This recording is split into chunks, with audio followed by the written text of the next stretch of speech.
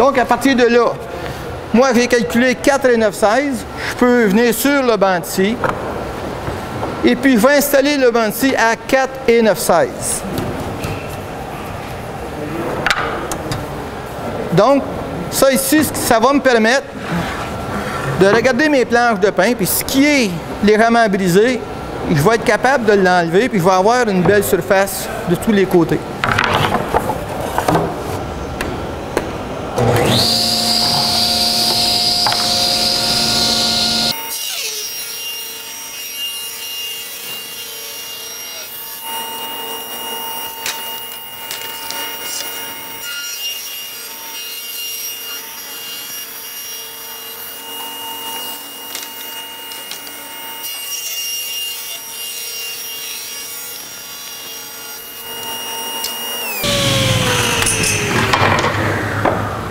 Donc, suite à nos calculs qu'on vient de faire, on va couper nos planches de pain.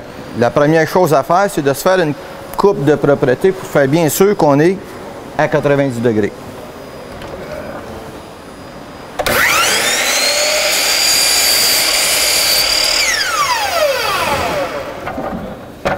Ensuite, avec les calculs qu'on a fait tantôt, on va couper notre planche. On va couper 2 côtés exactement à la dimension voulue, plus une tête.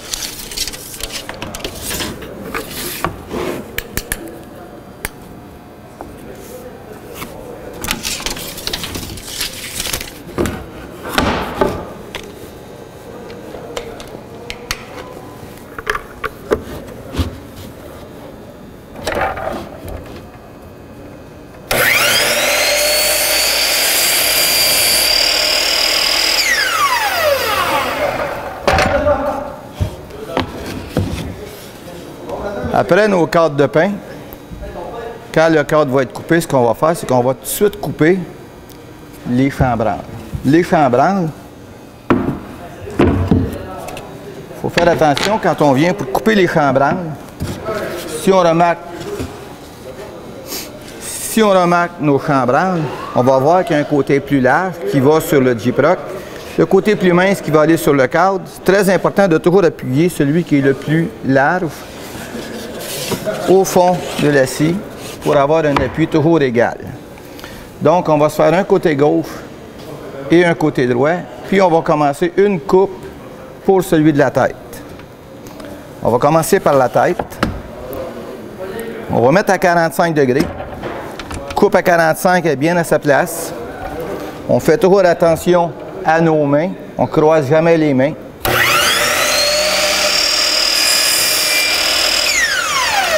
OK. Avant de remonter la lame, je fais sûr que la lame est bien arrêtée pour faire sûr que la pièce ne nous revolera pas dessus pour se blesser. J'ai une première coupe qui va servir pour la tête. Tant qu'à être de ce côté-ci, je vais la laisser à 45. Je vais faire, en gardant le plus long possible sur ma pièce, une autre coupe pour un premier côté.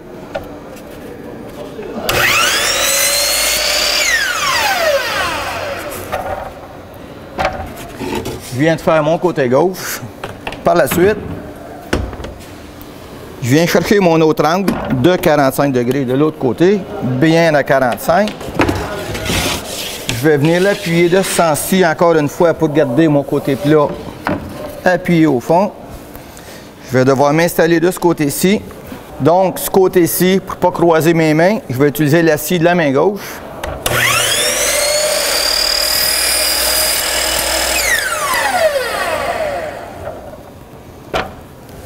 Et voilà. Ici, avec cette scie à onglet, toutes les scies à onglet ont un mécanisme pour arrêter la lame de scie à la dimension voulue, à la précision même, le 3/8e si vous voulez, c'est ajustable. Celle-ci, on fait juste tirer là-dessus, puis vous avez ici le petit mécanisme. Lui, on peut visser ou dévisser, ça va faire comme monter ou descendre la lame. Ici, moi, ce que j'ai fait, j'ai marqué de ce côté-ci le centre de ma pièce, donc à 3/8 bien exactement. Donc, ce que je fais, c'est que j'installe ma pièce ici. Je peux, en descendant ma lame en plein centre, vérifier est-ce que ma lame de scie arrête exactement là où je veux, donc à mi-bois. Ensuite, pour faire ma feuilleuse, je dois absolument mettre 2 pièces de bois ici en arrière pour pouvoir permettre à la scie de couper pleine longueur. Sinon, il va m'en manquer dans le fond. Il ne pourra pas aller chercher parce que j'ai remonté ma lame de scie. Suite à ça, la tête. Si je veux une feuillure à mi-bois, je sais que la tête, elle, va être feuillurée pleine largeur de mon cadre. Ce que je dois faire, je dois prendre mon cadre de pain, qui est la bonne épaisseur. Donc, j'ai une pièce identique. Je peux prendre mon crayon, je peux me tracer. Et ça, c'est la dimension que je vais faire la feuilleuse. Donc, la ligne de crayon va rester là. Tout le reste va disparaître à mi-bois. OK? Idéalement, je vais commencer au bord ici en m'en allant vers l'extérieur. Comme ça, je vais être sûr que je n'irai jamais toucher 2 fois à cette ligne-là.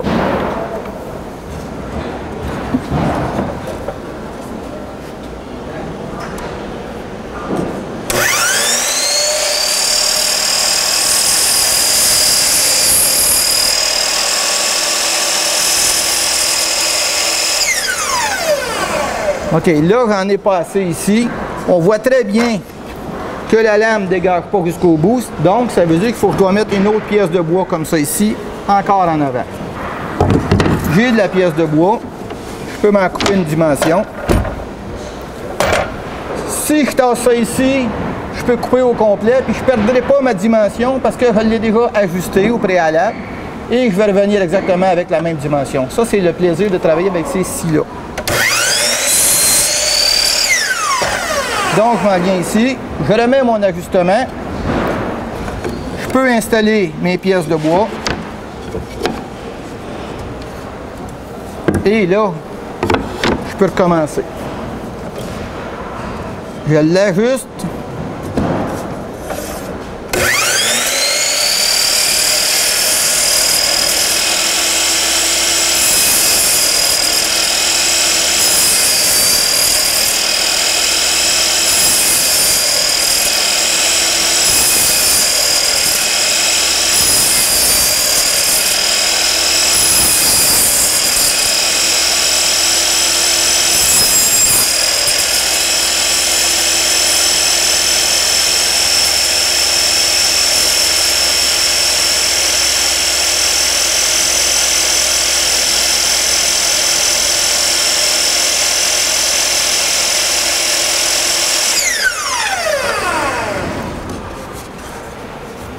Donc, pour faire sûr qu'on est bien à mi-bois, on peut aussi prendre un ciseau, donc un ciseau à bois, on peut aussi le passer bien à plat pour enlever les imperfections. Comme ça, on va être sûr que notre pièce va être bien égale.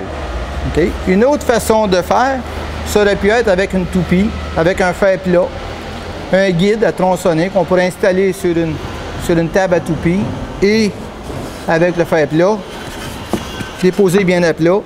Avec notre guide à tronçonner, on peut faire exactement la même chose.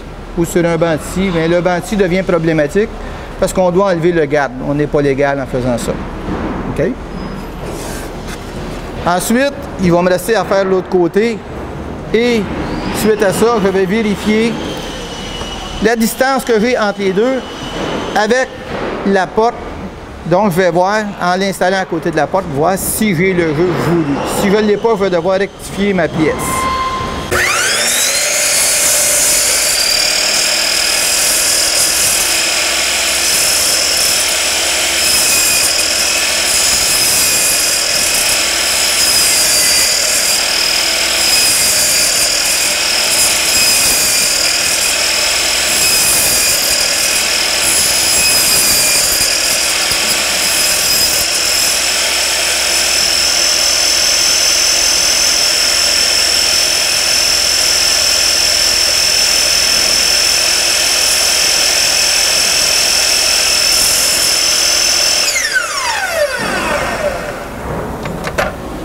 Et voilà.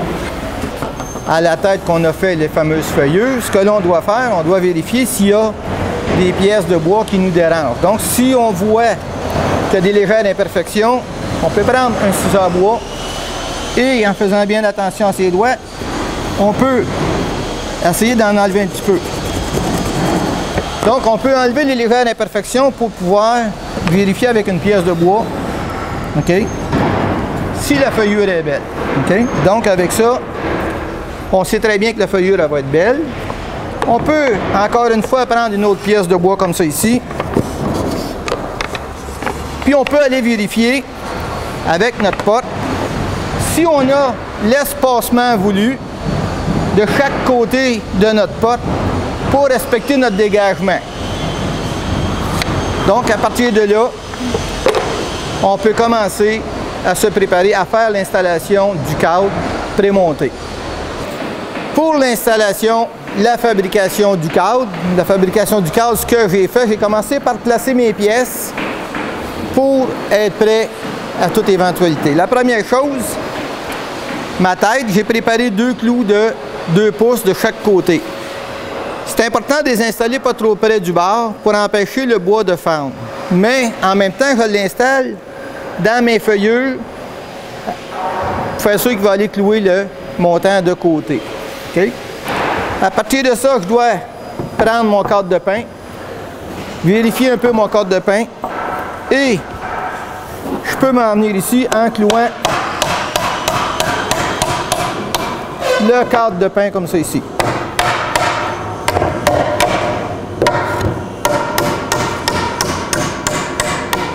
OK?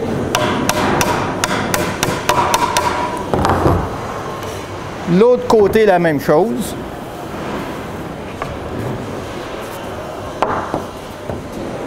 OK?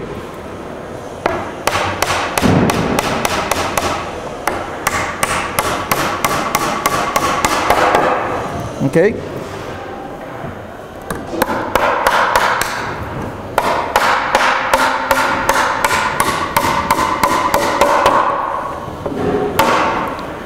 Pour faire sûr qu'il ne bougera pas, ce qu'on fait, on vient lui planter un clou ici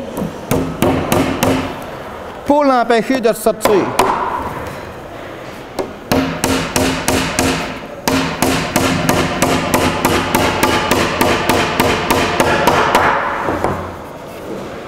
Je fais la même chose de l'autre côté.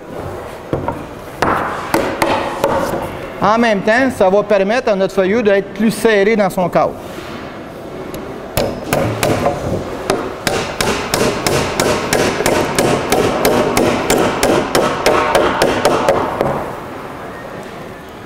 Par la suite, ce que j'ai fait 2 pièces de bois identiques, exactement la longueur désirée. Donc, moi, ça va me permettre de garder le même parallèle. Donc, je vais en installer 2. Je vais en installer un plus ou moins ici.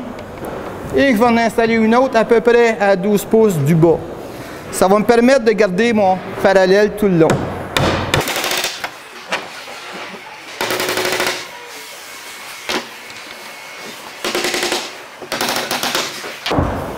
Donc, par la suite, il va me rester à compléter mon clouage, tourner mon cadre de côté pour ensuite faire l'installation des chambranles. OK, pour l'installation des chambranles, tantôt, on a fait une chambranle côté gauche et une chambranle côté droit, ainsi que le début, une première coupe de tête. OK?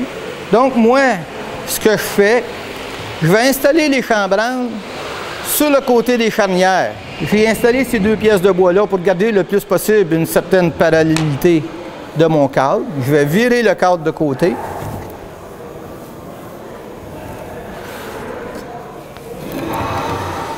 Les 2 pièces de bois me servent aussi quand même pour donner une stabilité à mon cadre pour empêcher de trop bouger. Ensuite, je vais me servir d'un guide.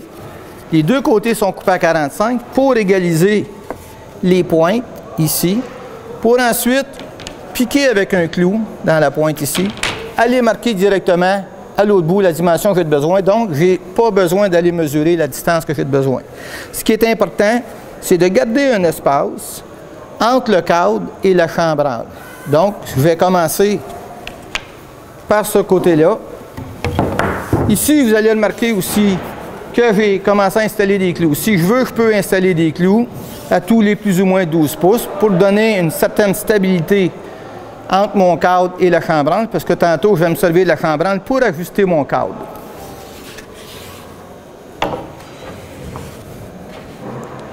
J'emmène ma grande chambranle le plus près possible de la réalité. Je prends mon guide, je l'installe avec un angle de 45 degrés parfait. Et l'espacement désiré entre le cadre et ma chambranle. Je viens juste le clouer pour faire sûr qu'il ne bougera pas d'ici. Je viens ici et sans prendre aucune mesure, je vais marquer exactement la fin de mon cadre qui va devenir aussi la fin de mon chambranle. Je vais faire ça des deux côtés. Ensuite, je vais les clouer. Et par la suite, il faut être bon pour prendre la mesure pour la tête. OK, donc, les chambranles sont prêtes à être installées. J'ai mon angle qui est excellent. Je peux, avec mon pouce, je peux toucher le cadre et la chambranle pour faire sûr que j'ai toujours la même dimension. Ce qui est bien important, c'est de ne pas frapper avec le marteau sur la planche de pain directement pour ne pas briser le bois. Donc, on va idéalement prendre un poinçon et on va le rentrer avec un poinçon.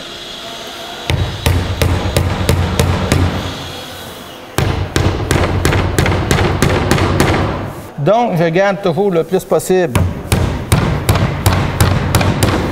la même distance. Ça va permettre en même temps de mettre mon cadre le plus droit.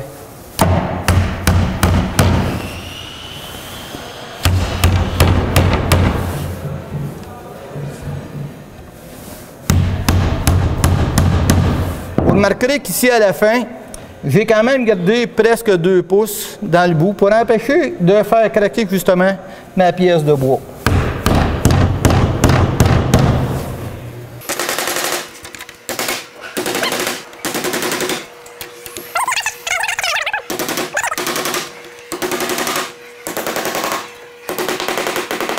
Donc, pour la tête, on peut prendre la mesure directement avec un ruban mesuré d'une pointe longue à la pointe longue. C'est une solution. Sinon, ce que vous pouvez faire, vous pouvez installer la pointe à 45 déjà précoupée. Vous la placez exactement bien en ligne pour garder le 45 degrés.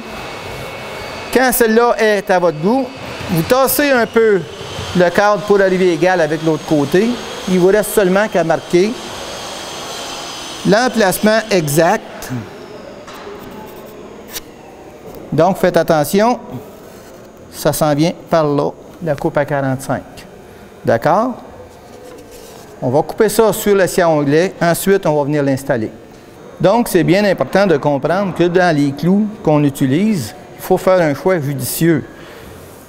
Les clous de 2 pouces, si on installait ça dans les chambranles, c'est évident que notre chambranle va briser parce que le bois est trop mince. Donc, idéalement, comme c'est bois sur bois directement, je dois installer du clou d'1 pouce et quart. Avec ma pièce, je l'emmène exactement où ce que je veux. Je dis OK. L'angle est super beau. La dimension est identique.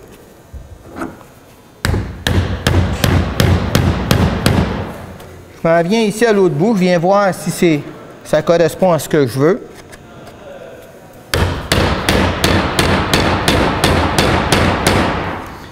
Et finalement, j'ai mis 4 clous, 2 autres clous, parce que si j'en avais installé seulement qu'un au centre, la distance est trop longue. Donc, j'en installe 2 et j'essaye d'être symétrique le plus possible.